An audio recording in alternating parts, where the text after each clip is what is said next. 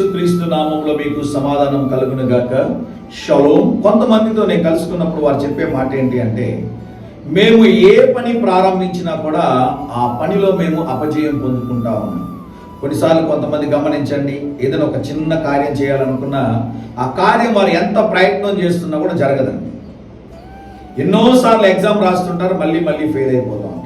ఉద్యోగం కోసం ట్రై చేస్తూ ఉంటారు, ఉద్యోగం దొరకదు.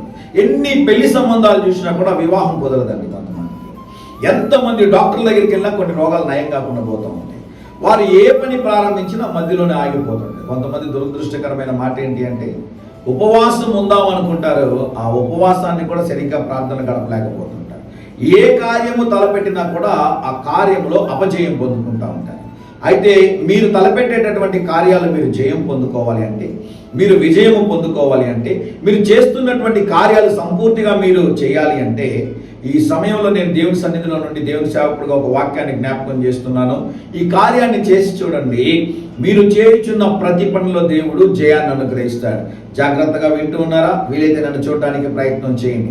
మీరు చేస్తున్న ప్రయత్నాలు విఫలమైపోతూ ఉంటే, మీకు అన్నింటిలో ఓటమి కలుగుతూ ఉంటే, మీ ప్రార్థనలు అంగీకరించబడకుండా ఉంటే, మీరు చేస్తున్న కార్యాల మధ్యలో ఆగిపోయి ఉంటే, మీరు చేయాల్సిన కార్యం ఒకటే మాట చదువుతాను చూడండి. 1వ కీర్తన 3వ వచనము. అతడు చేయునదంతయు సఫలమగును. అతను చేయునదంతయు సఫలమగును. ఎవరు చేయునది? వాక్యం చదువుతాను చూడండి. యెహోవా ధర్మశాస్త్రమందు ఆనందించుచు దివారాత్రములు దాన్ని ధ్యానించువాడు ధన్యుడు. అతడు నీటి కాలువలో ఎవరిన నాటబడినదై ఆకువాడక తన కాలమందు ఫలమిచ్చు చెట్టు వలె నుండును. అతడు చేయునదంతయు సఫలమగును. ఈరోజు బైబిల్ చదివారా? దేవుడు నీతోనే మాట్లాడుతున్నాడు. జాగ్రత్తగా నన్ను చూడడానికి ప్రయత్నం చేయి. నువ్వు చేస్తున్న పనులను ఎందుకు ఆగిపోతా ఉన్నాయి?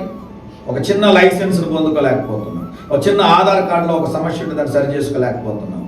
ఏమండి, ఏ పని ప్రారంభించినా కూడా నీకు ఎందుకు జరగడం లేదు? నువ్వు బైబిల్ చదవడం లేదు. లోకానుసారమైన వీడియోలు చూస్తూ ఉన్నావు, గంటలు కూర్చొని. లోకానుసారమైనటువంటి రాజకీయ నాయకులు మాట్లాడేటటువంటి స్పీచ్లు వింటా ఉన్నాం. 2 నిమిషాల సందేశం చూడడానికి కొంతమందికి సమయం లేదండి. చాలా దురదృష్టకరమైన విషయం.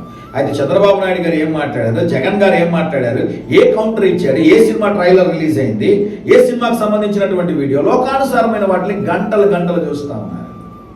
గమనించండి ప్రియులారా, నువ్వు చేసే ప్రయత్నాలు ఎందుకు విఫలమవుతున్నాయంటే నువ్వు ప్రార్థన చేయడం లేదు, దేవుని వాక్యాన్ని చదవడం లేదు.